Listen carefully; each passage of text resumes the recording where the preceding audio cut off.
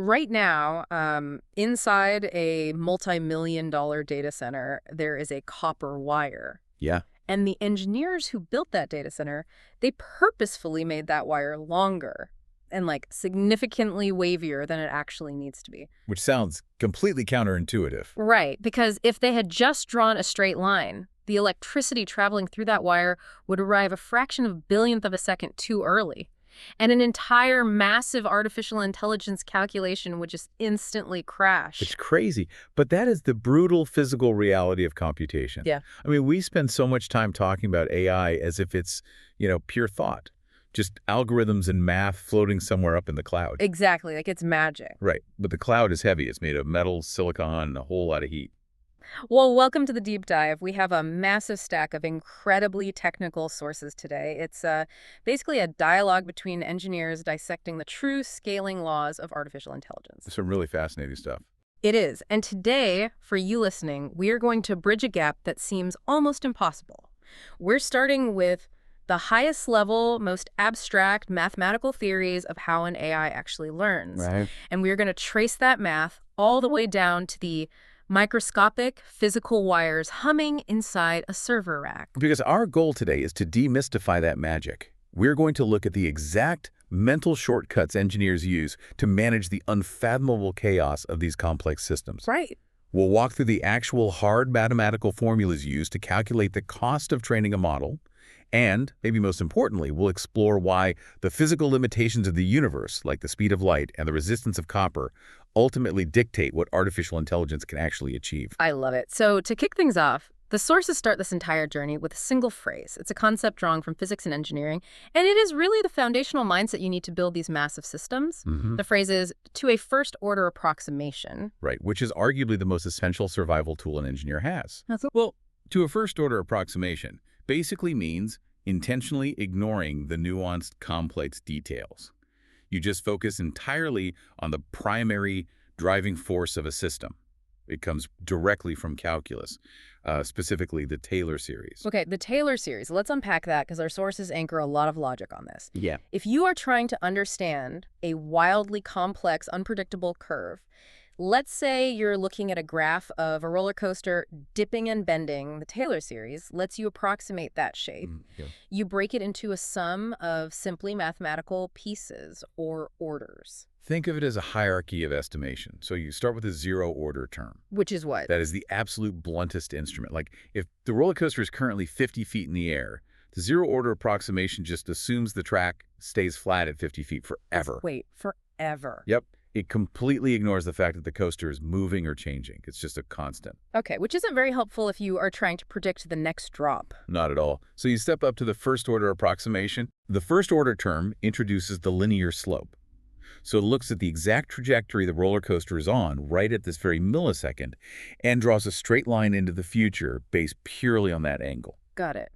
So if the track is tilting up at a 10-degree angle, the first-order approximation assumes it will just keep going up at 10 degrees forever. Exactly. It assumes the world is perfectly linear. But the world isn't linear. The track eventually bends. Yeah, it always does. Right. And that is where the higher-order terms come in, the second order, third order, and beyond. Okay, so what do those do? Those higher-order terms calculate the curvature, the acceleration, the tightening of the spiral. Every time you add a higher-order term to your calculation, your mathematical prediction wraps more tightly and accurately around the true shape of reality. So logically, if you are an engineer building a multi-million-dollar AI cluster, you would want the most accurate prediction possible, right? You'd think so, yeah.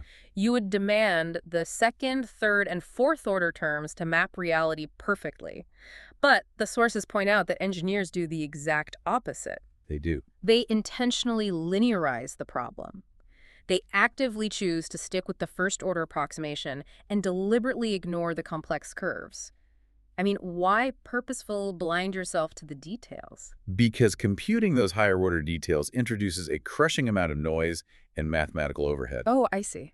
Yeah, when you are dealing with a system that has hundreds of billions of interacting parts, calculating the precise curvature of every single tiny interaction isn't just difficult, it's computationally fatal. You just lose the signal in the noise. Exactly.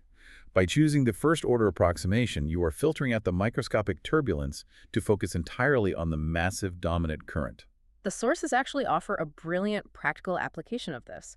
They talk about calculating air resistance on a car. Oh yeah, that's a classic example. Right, so if you want to know how much drag a car is experiencing, a first-order approximation simply assumes that air resistance is directly proportional to the speed of the car. So if you drive twice as fast, you experience twice as much drag. It's a straight linear calculation. Yeah, and for a normal car driving through a neighborhood, that straight line calculation captures the vast majority of what is actually happening physically. But if we want to be perfectly accurate, we know that isn't the whole story. Not at all. Because to get a second-order approximation, you suddenly have to calculate the square of the speed. Then you have to start factoring in fluid dynamics, the ambient air temperature, the relative humidity, the atmospheric pressure based on elevation. Wow, so the math just explodes. It explodes in complexity. You might spend 10 times the computational effort just to make your drag estimate like 2% more accurate. Right. In engineering, that is a terrible return on investment. I mean, I see this dynamic in project management all the time with, massive software deployments. Oh, for sure. If someone asks for a timeline, your first order approximation just looks at the linear burn rate. You say, we clear 10 tickets a day, we have 100 tickets left, it will take 10 days. Right, you keep it simple. You are intentionally ignoring the second order variables, like the 1% chance a developer gets sick, or a server goes down, or a blizzard knocks out the power. Yeah, if you try to calculate the probability of every localized disaster, you just paralyze yourself. Exactly. You have to assume a linear reality just to function. There is a critical mathematical distinction the sources make here, though, and it's where a lot of people trip up. It's the difference between a first-order approximation and asymptotic analysis. Oh, okay. Let's define asymptotic analysis for everyone. So asymptotic analysis is what happens when a variable approaches infinity. Let's say your mathematical formula includes a term that is x cubed, so x to the third power. Right. Instinctively, anyone looking at that knows that if x becomes a massive number, that cubic term is going to utterly dominate the equation. The linear parts won't even register. So if x cubed is the undisputed heavyweight champion when numbers get big, how can engineers justify ignoring it to use a first-order linear approximation? Because of scale and perspective. Asymptotic analysis is like looking through a telescope at the grand, long-term horizon. But a Taylor series first-order approximation, it's like looking through a microscope. Interesting. You are zooming in infinitely close on one specific localized point in time. And if you zoom in close enough to any smooth, curving shape, the curvature becomes invisible. It just flattens out into a straight line. Exactly. If x changes from 1 to 1.01, the linear change is just 0.01, but the third-order change, the cubic effect, is 0.01 multiplied by itself 3 times. Which is tiny. It's 0.000000001. Oh, wow. So the curve actually shrinks. Yes. In that microscopic snapshot, the higher-order mathematical forces shrink to insignificance. The linear trend is thousands of times more powerful locally. I get it now. So when an AI researcher says to a first-order approximation, they are laying down a very specific philosophical marker. They're basically saying, we know the long-term ripples and the infinite complexities exist, but we're choosing to ignore them to understand the immediate dominant force right in front of us. And that philosophy is the exact bridge we need to cross over into the architecture of large language models. Because how do we take this ignore the small stuff mindset and apply it to an AI brain that possesses hundreds of billions of artificial synapses? Well, we apply it through the most famous scaling law in modern AI. It's a formula that dictates the financial budget, the physical time, and the hardware requirements for building a foundation model. The sources call it the 6ND rule, basically the ultimate first-order approximation for AI. Yeah, 6ND is the bedrock calculation of the entire generative AI industry. It calculates the total number of FLOPs, meaning floating point operations, required to train a model from scratch. And just to clarify, a FLOP is simply one mathematical calculation, right? Yeah. Like adding or multiplying two decimal numbers. Exactly. The 6ND formula tells you exactly how many of those math problems your computer needs to solve before the AI is fully trained. The formula is just beautifully compact. Total FLOPs equals 6 times n times d. So let's start with the n. N represents the total number of parameters in the neural network. You can sort of visualize parameters as the tunable knobs or the artificial synapses connecting the layers of the model. So when a company announces a 70 billion parameter model, N is 70 billion. you got it. Okay. And D represents the data. Specifically, the total number of tokens the model is exposed to during its training run. A token is roughly equivalent to a word or a piece of a word. Right. If you feed the AI an entire library of books, code, and articles amounting to 2 trillion tokens, your D is 2 trillion. So the sheer scale of the work is basically the size of the brain multiplied by the amount of reading material you force it to consume. N times D. Yeah. But that leaves the multiplier. Where does the 6 come from? The 6.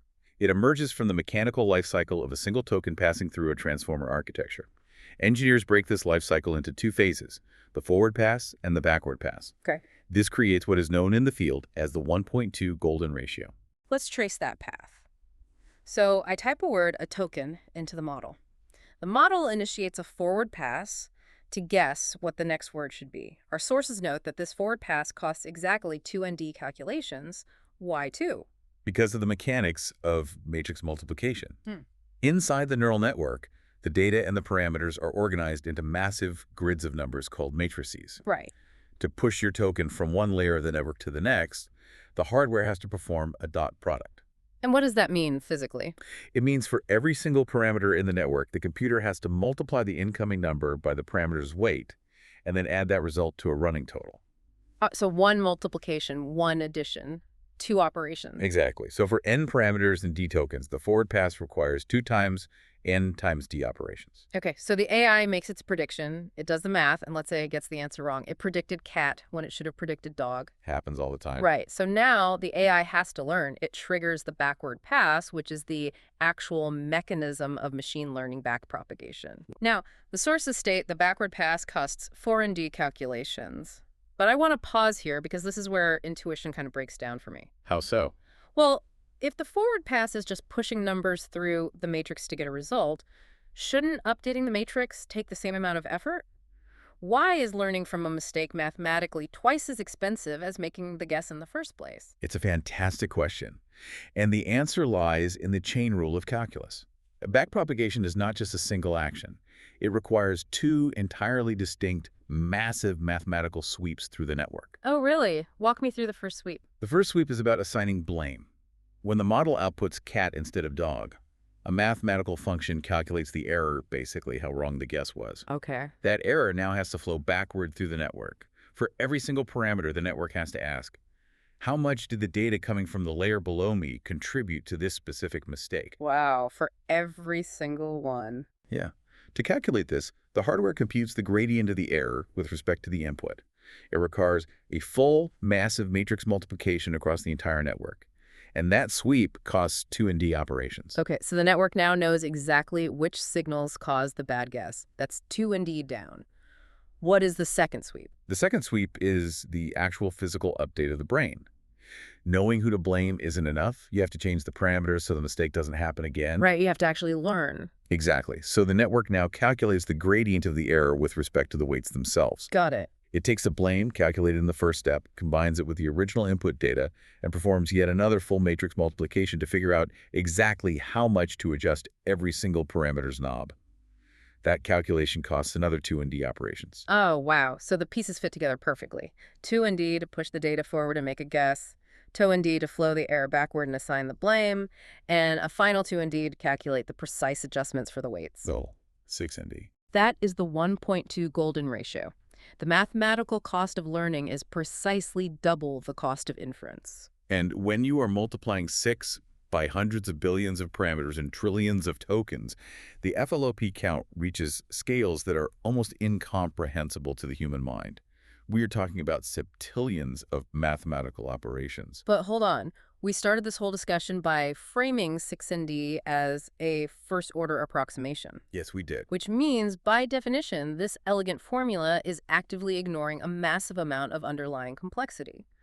So if 6ND is just the straight line, what are the complex curves we are purposefully blinding ourselves to? We're ignoring almost every specialized mathematical function inside the neural network. Really? Like what? Well, the 6ND formula only accounts for the dense matrix multiplications.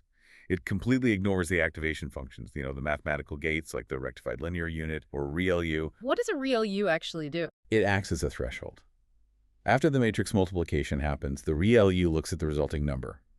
If the number is negative, ReLU turns it into a 0.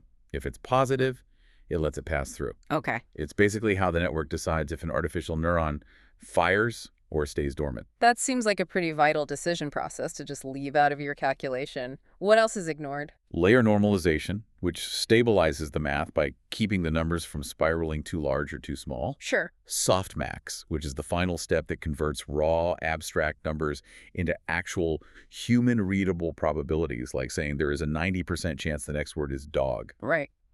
The formula even ignores the embedding layer, which translates the text you typed into the massive vectors of numbers the network needs to start the math in the first place. Wait, if we are ignoring all of those crucial components, the thresholds, the stabilizers, the probability calculators, how can 6ND possibly be accurate enough for engineers to use when requesting a $100 million budget for server time? It sounds reckless. It does sound reckless until you look at the physical arithmetic. What do you mean? Functions like ReLU or softmax are incredibly vital for the AI to be smart, but they're what we call Clement-wise, or vector operations. They don't require taking a massive grid of numbers and multiplying it against another massive grid. Oh, I see. Yeah, ReLU just looks at a single number and makes a simple binary choice. When you actually count up the billions of FLOPs happening inside the chip, all of those complex vital functions combined account for less than 2% of the total mathematical workload. Less than 2%. So the dense matrix multiplications, the raw, brutal number crunching represented by the N and the D is soaking up over 98% of the computer's energy. Precisely.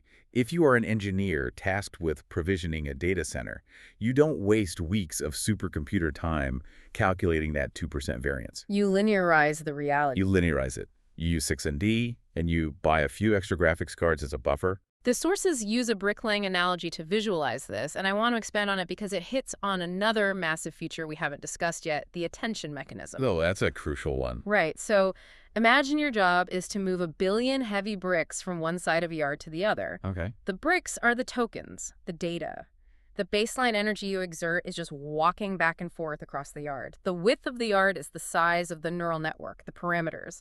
That walking back and forth is your 6ND workload. It is the unavoidable linear physical labor. But when you actually drop a brick on the ground, you don't just toss it. You have to spend a tiny fraction of a second nudging it, checking the tiny gaps, making sure it aligns perfectly with all the other bricks you've already laid. Right, to build a solid wall. In a transformer model, checking those relationships is the attention mechanism. The AI compares every single word in a sentence to every other word to build context. Does this pronoun refer to the dog or the ball? Exactly. Mathematically, that process is quadratic. If the sentence gets twice as long, comparing all the words takes 4 times the math. It's a severe computational penalty. It scales with the square of the sequence length. Yeah. But if you are trying to calculate how many calories you are going to burn moving 1 billion bricks, or how much gas money you need for the truck, you only calculate the walking distance. Right. The energy spent nudging the bricks 1 millimeter to the left. It exists, it's vital for a good wall, but it is a second-order detail. You ignore it when planning the budget. It is the triumph of the first-order approximation. It lets the engineers see the sheer scale of the forest without getting lost, calculating the precise geometry of every single leaf.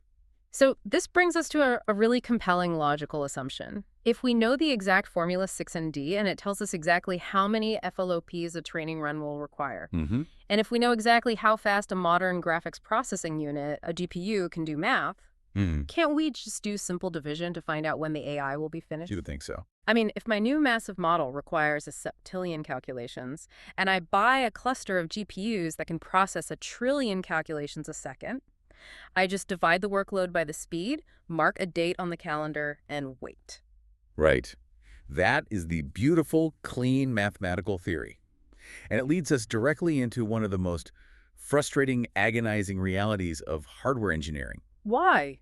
Because that simple division problem will lie to you every single time. Even if the math is fixed and the speed of the chip is printed right there on the box. Yep, because of a metric that haunts every systems engineer. MFU. Model FLOP's utilization. Exactly. MFU is the cold-hard ratio between the theoretical peak speed advertised on the GPU's box and the actual sustained mathematical speed you achieve when running your AI. And according to the sources, hitting an MFU of 45 to 60% is considered a masterclass in optimization. That is the shocking reality. The smartest hardware engineers on the planet, working at the most well-funded tech companies in history, throw parties if their $100 million supercomputers manage to operate at 50% of their advertised capacity. That's crazy. If I buy a sports car that the manufacturer guarantees can go 200 miles an hour, and the best professional driver on a perfectly straight track can only get it up to 100 miles an hour before it chokes. That's a fundamentally broken machine. It sounds broken, yeah. Why is the utilization so catastrophically low? Are the matrix calculations in 6ND just too complex for the hardware? The irony is that it has nothing to do with the complexity of the math. In fact, giving the computer a heavier mathematical workload, increasing the FLOPs, can actually make it easier to maintain a higher MFU. Wait, really? More math makes it easier? Yes. The paradox is that the processor cores on modern GPUs are so unbelievably fast at doing math, they outpace the physical laws of moving data. Oh, wow. To understand this, we have to look at the relationship between compute and memory through something called arithmetic intensity. Let's define arithmetic intensity. Arithmetic intensity is a ratio. It measures how many math operations, how many FLOPs the processor performs for every single byte of data it has to fetch from the memory chips. If we look at the famous roofline model used by computer scientists, imagine a graph shaped like the roof of a house. Got it, a peaked roof. The flat horizontal line at the very top of the roof is your peak compute. That is the absolute maximum speed the silicon can add and multiply numbers. That is where you achieve 100% MFU. That's the 200 mile per hour top speed. Yes, but leading up to that flat roof is a sloped line. That slope represents your memory bandwidth. It's the physical speed limit of shuttling data from the storage banks into the processor core. Okay, I see where this is going. If your arithmetic intensity is low, meaning you do one quick addition problem and immediately need to fetch more numbers, your processor finishes its math in a fraction of a microsecond. And then what? Then it has to sit completely idle, waiting for the relatively slow memory wires to deliver the next batch of data. You are stuck on the sloped part of the roof. You are what engineers call memory bound. The processor is literally starving for numbers to crunch. I want to map this to a restaurant analogy because the physical logistics make so much more sense when you give them human roles. Well, let's hear it. Let's say your GPU's processing core, the tensor core, doing the math, is a world-class Michelin star chef. Okay. The chef's advertised peak FLOPs is their ability to chop ingredients and cook 10 dishes a minute. They have incredibly fast hands. A phenomenal theoretical peak. But the chef can only cook if they have ingredients and clean pans. If the chef finishes a dish and then has to stand at the counter with their knife in the air, doing absolutely nothing because they are waiting for the dishwasher to clean a plate, that is your memory bandwidth limitation. That's perfect. The chef is memory bound. Their utilization, their MFU, plummets to 20%. And crucially, giving the chef a more complicated recipe adding more FLOPs doesn't solve the problem because they are still just standing there waiting for the physical plate to arrive. That perfectly illustrates the memory bottleneck. But there is an even more severe logistical nightmare that destroys MFU in large AI models. Communication overhead. In a massive data center, you don't just have one chef. You have tens of thousands of GPUs working simultaneously. Remember the backward pass we discussed? The sweeps to calculate the gradients and update the parameters. Right, the 4ND workload where the network learns from its mistakes. Because the neural network is so massive, its parameters are fractured and spread across thousands of different chips. So when GPU number 1 calculates its piece of the error gradient, it cannot update its local parameters and move on. What does it have to do? It has to pause its math, package up its findings, and transmit those numbers across the network cables to synchronize with GPU number 2, 3, and 4. Oh man, going back to the restaurant, this is like Chef A finishing their part of a massive banquet meal, but they aren't allowed to start the next course until Chef B, who works in a kitchen 100 miles away, also finishes their part and calls them on the phone. Exactly. This is called an all-reduce operation in distributed computing. The GPUs have to pool their answers. That sounds slow. It can be. If the network cable connecting those GPUs is congested, or if one GPU experiences a microsecond hiccup, every other GPU in the entire cluster sits idle, waiting for the synchronization to finish. This is being communication bound. Wow. So when you see a data center operating at 50% MFU, it does not mean the silicon cores are lazily doing math at half speed. It means the cores are sprinting at 100% maximum velocity for half the time and spending the other 50% of their existence entirely frozen. Just waiting. Waiting for data to arrive from a memory bank or a neighboring chip. You know, the entire narrative of AI scaling kind of flips here. How so? Well, training an AI isn't really a math problem. The math is solved, 6ND is straightforward, AI is a supply chain problem. It is Yeah. a logistics and transportation crisis. That's a great way to put it. If the Michelin chef is constantly waiting for delivery trucks, we have to look at the roads. We have to map out exactly how data physically travels inside these machines.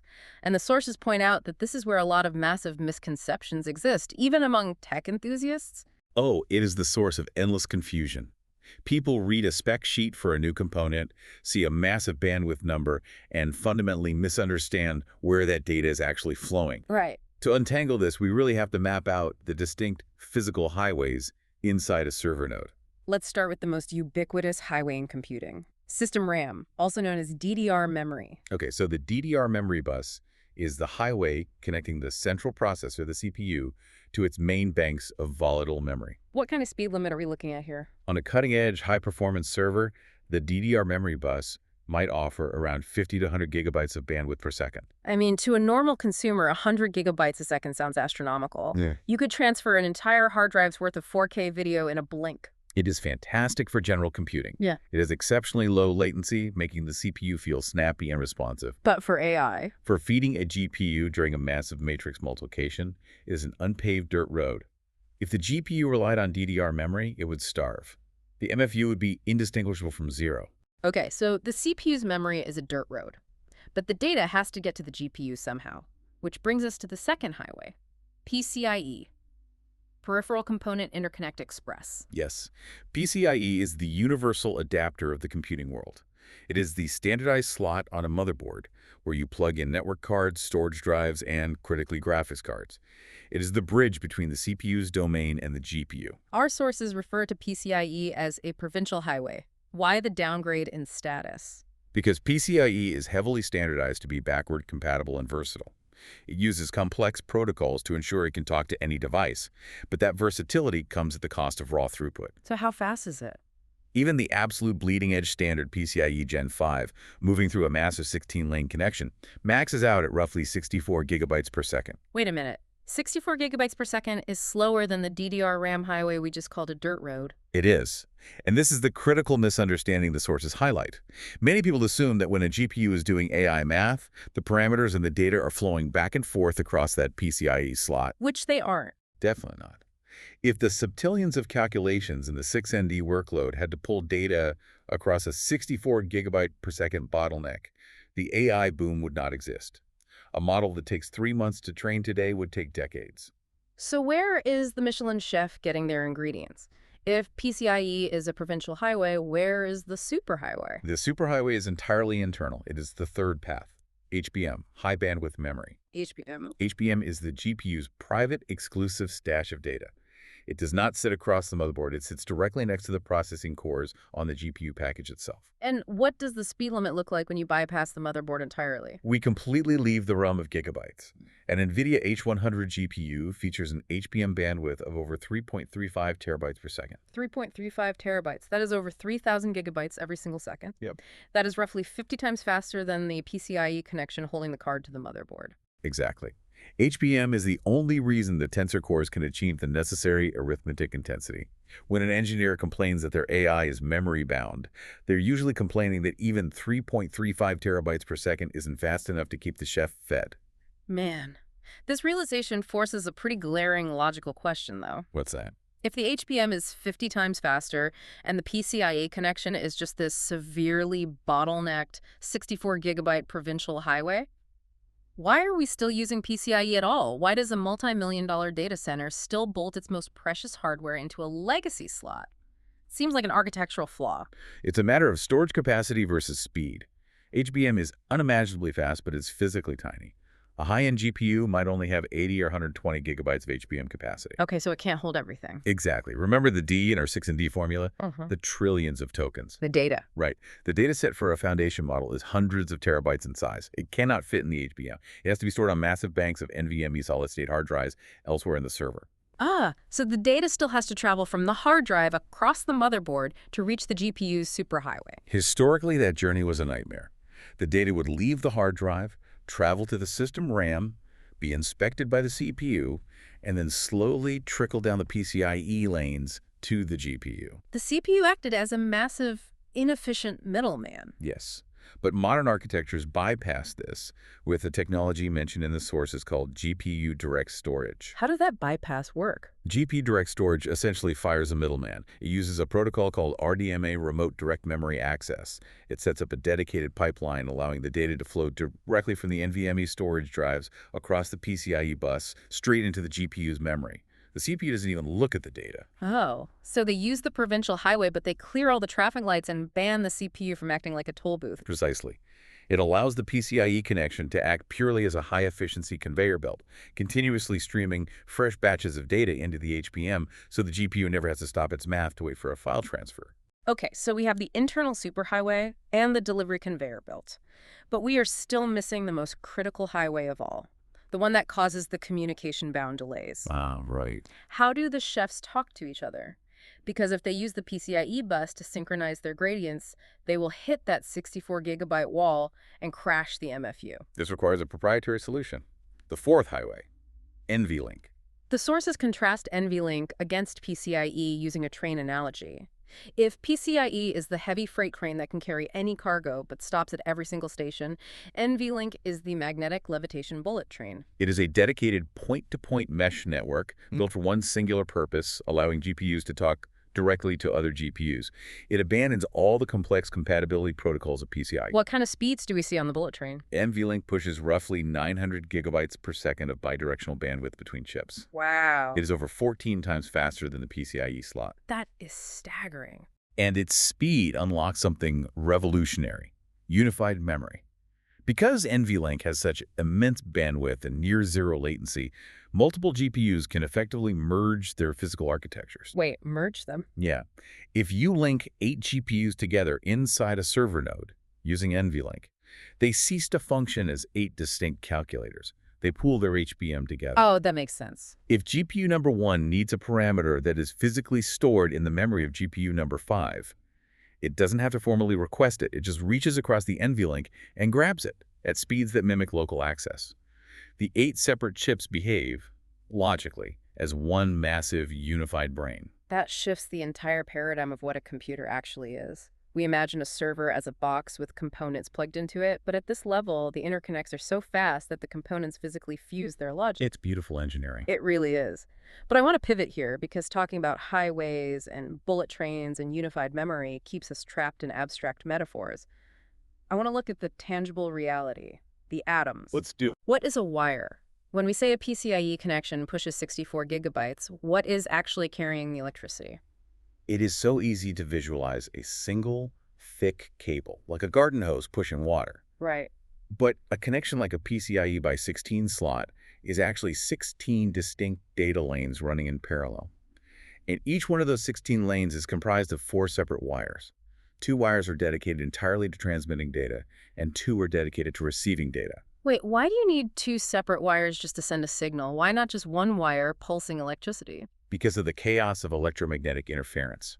When you pulse electricity through a wire billions of times a second, it acts like an antenna, broadcasting magnetic noise. Okay. If you have dozens of wires packed closely together, that noise corrupts the data. So engineers use something called differential signaling. Instead of sending a voltage pulse down one wire, they send a positive voltage pulse down wire A and an exact opposite mirrored negative pulse down wire B. How does that stop the noise, though? Well, if a burst of magnetic interference hits the cables, it adds the exact same amount of voltage to both wires. Right. When the signal reaches the receiver, the hardware subtracts the value of wire B from wire A. The mirrored data compounds perfectly, but the external noise mathematically cancels itself out to absolute zero. That is brilliant. So a standard PCIe connection is actually 64 microscopic wires running side by side, executing differential math just to survive the journey across the motherboard. And that journey across the motherboard is what engineers call the macro reality of interconnects. It's the first of 3 physical states these wires exist in. Let's examine that macro reality, because if you open up a server and look at the motherboard, you don't see round wires. No, you see traces, Yeah. flat ribbons of copper foil that have been chemically etched into the layers of the fiberglass printed circuit board. And if you look closely at the traces connecting the CPU to the memory or the PCIe slots, you will notice an architectural anomaly. The traces aren't straight lines. They are serpentine. They wiggle and wave back and forth, almost like a snake, intentionally making the path longer. In every other area of human logistics, the shortest distance between 2 points is the fastest. Why would an engineer purposefully make a copper wire longer? Because at these frequencies, we are fighting the speed of light, and the speed of light is brutally unforgiving. Okay. Remember that the data is split across parallel lanes. Those 64 wires are transmitting billions of bits, billions of voltage pulses every single second. The electricity travels through the copper at roughly 2/3 the speed of light. Which is incredibly fast. It is. But at a frequency of several gigahertz, the individual wave pulses of data are physically only a few centimeters long. Okay. If copper trace lane number 1 is physically routed perfectly straight, but copper trace lane number 2 has to curve around a screw hole on the motherboard, lane 2 is now a few micrometers longer than lane 1. A micrometer, that's a fraction of a human hair. Yes. Because lane 2 is a micrometer longer, the electrical pulse traveling down it will arrive at the destination a fraction of a picosecond later than the pulse on lane 1. Wow. The receiver on the GPU is expecting a perfectly synchronized 64-bit wide word to arrive at the exact same picosecond. If the bits arrive staggered, if there is even a microscopic physical skew, the receiver misreads the voltage. And the data is corrupted. Exactly. The mathematical gradient fails, and the multi-million-dollar AI training run crashes. The precision is terrifying, so the engineers have to use CAD software to calculate the exact physical travel time of the electrons. They have to artificially add wiggles, serpentine waves to the shorter traces, injecting exact amounts of physical delay so that every single electron runs a perfectly equalized physical marathon. Down to the micrometer, that is the macro reality. Copper traces fighting the speed of light. But the macro reality is far too large and clumsy for the HBM superhighway. Right, the 3.35 terabytes per second connection between the memory and the compute core. You can't run 3 terabytes through serpentine copper traces. You can't. The copper traces are too physically large, the electrical resistance is too high, and the sheer density of the magnetic interference would overwhelm even differential signaling. So what do? To achieve HBM speeds, we move into the micro reality. The wires change state. They cease to be etched copper. They become nanoscale structures built on a silicon interposer. What exactly is a silicon interposer? It is the foundation of modern 2.5D and 3D chip packaging. The GPU computing die and the stack towers of HBM memory chips don't sit on a fiberglass motherboard. They sit side by side on top of a massive, perfectly flat wafer of pure silicon. Oh, I see. The wires connecting the compute to the memory are drawn directly into this silicon foundation using extreme ultraviolet lithography. EUV lithography. This is the manufacturing process that sounds like science fiction. It truly is. To draw wires this small, you cannot use physical tools. You have to use light.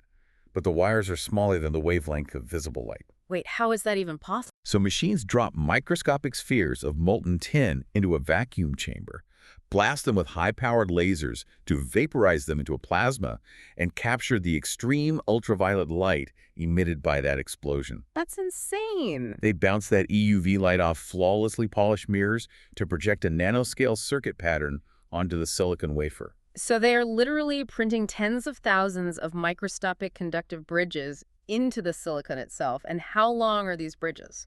Millimeters. The memory stacks are placed literally millimeters away from the computing core. Which introduces a massive thermal problem. If the computing core is pulling hundreds of watts of electricity and generating searing heat, why pack the delicate memory chips millimeters away? Why not space them out on the interposer so they can breathe? Because of the physics of power consumption.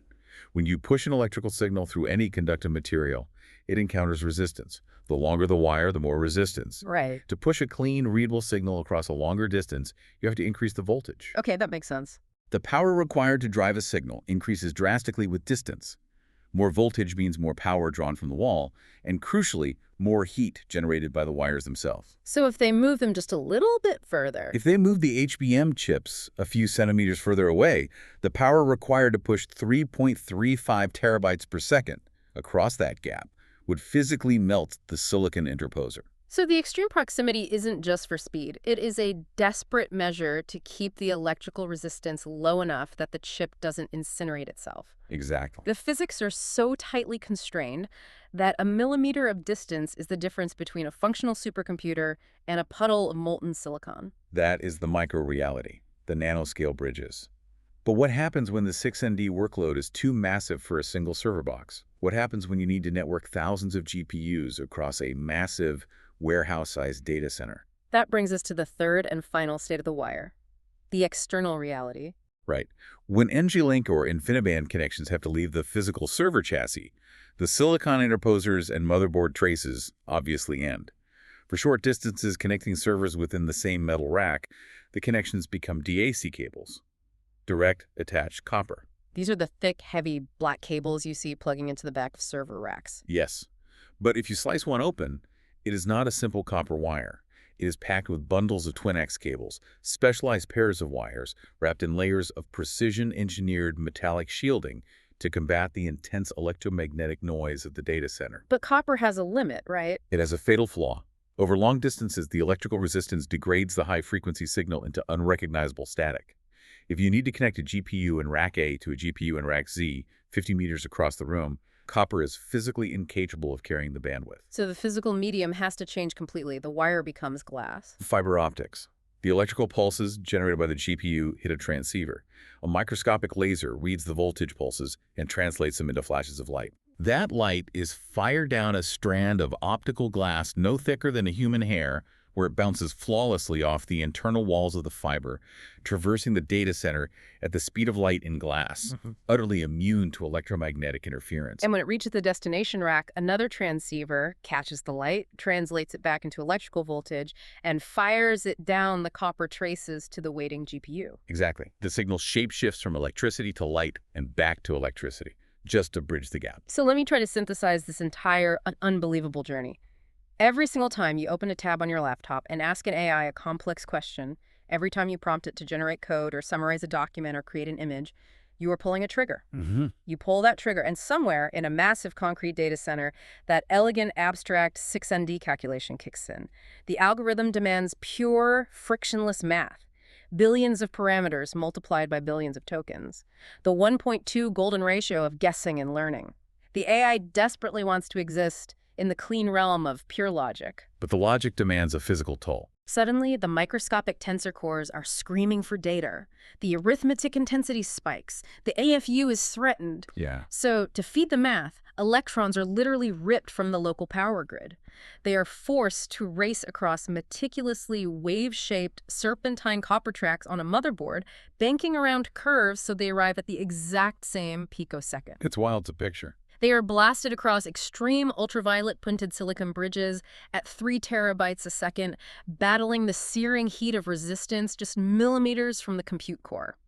And to synchronize their gradients, they are transformed by lasers into beams of light, fired through threads of glass across the room, and turned back into electricity on the other side. That's it. All of that physical violence, all of that heat and light and perfectly timed chaos happens in a fraction of a second, just so the AI can successfully predict the next word in your sentence. It is perhaps the greatest triumph of modern engineering, taking the messy, resistant, heat-generating physical world and forcing it to bend to the precise constraints of an abstract mathematical mind. We have truly traced the path today. From the elegant simplicity of a first-order approximation, the deliberate choice to ignore the chaotic curves and draw a straight line down through the 6ND formula, through the brutal realities of MFU and memory bottlenecks, resting finally on the physical copper traces and lasers. But, as we look at those lasers and those NV-Link interconnects, there is a final, profound realization that our sources briefly touch upon regarding the future of this architecture. Oh, where is this all heading? We discussed unified memory, how NVLink allows 8 discrete GPUs to merge into one logical brain. Right. As companies push architectures like Apple's Ultra chips or NVIDIA's massive rack-scale systems, the speed of these optical and copper interconnects is continually increasing. Okay. We are rapidly moving toward a paradigm where the high-speed interconnects completely erase the physical boundaries between individual chips. So if the latency of a fiber optic cable drops low enough, the physical distance stops mattering. Precisely. If 100,000 GPUs can share memory across a data center as quickly as if they were sitting on the same silicon interposer, at what point does a massive warehouse-sized data center cease to be a network of individual computers? That's a good question. At what point does it physically fuse into a single planetary-scale silicon organism? Where does the computer end and the network begin? When the latency reaches near zero, the distinction vanishes. The entire data center becomes one single, cohesive, physical brain. That is a staggering reality to leave on. We began this dive looking at how engineers use mental approximations to separate the signal from the noise, trying to contain the complexity of AI within the limits of copper and heat. But the hardware itself is evolving so rapidly that it is beginning to mimic the boundless, frictionless nature of the math it computes. It really is. Thank you so much for joining us on this deep dive. The next time you type a prompt into a chat window, I hope you take a second to picture the serpentine copper traces and the microscopic lasers firing in the dark, bridging the gap between math and reality to make that magic happen. Keep looking beneath the surface of the tech you use every day, and we'll see you on the next deep dive.